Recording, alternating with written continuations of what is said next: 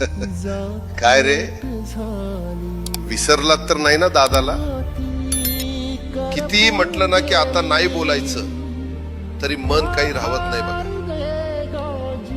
माझ्या तमाम बारामतीकरांनो, आज तुमच्याशी संवाद साधताना मन थोडं जड झालंय. खरं सांगू तर बारामतीमध्ये कधी पोट निवडणूक लागेल असं तुम्हाला काय, मला सुद्धा कधी वाटलं नव्हतं. पण नियती पुढे कोणाचंच काही चालत नाही बघा. ज्या बारामतीत मी विकासाची गंगा आणली, रात्रंदिवस एक करून ज्या बारामतीचा कायापालट केला, आज त्याच बारामतीत ही पोट निवडणूक आपल्या समोर उभी आहे. आज तुमच्या समोर सुनेत्रा उभी आहे. बारामतीचा विकास आणि आपला हा घरचा वारसा पुढे नेण्यासाठी ती मैदानात आहे.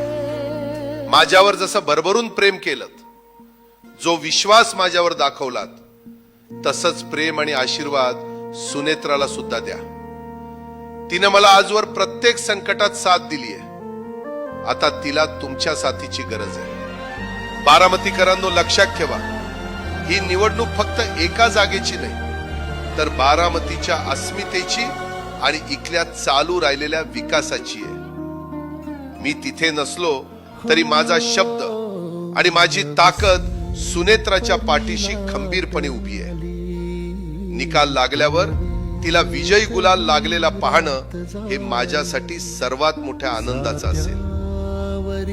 आणि शेवटी एकच सांगतो, जसे आजपर्यंत माझ्या मार्फत आपण बारामतीकरांनी मताधिक्याचे अनेक रेकॉर्ड केले, यावेळेस देखील एक नवीन रेकॉर्ड कराल आणि नेहमीप्रमाणे विरोधकांचे डिपॉझिट जप्त करण्याची परंपरा कायम ठेवाल अशी आशा व्यक्त करतो.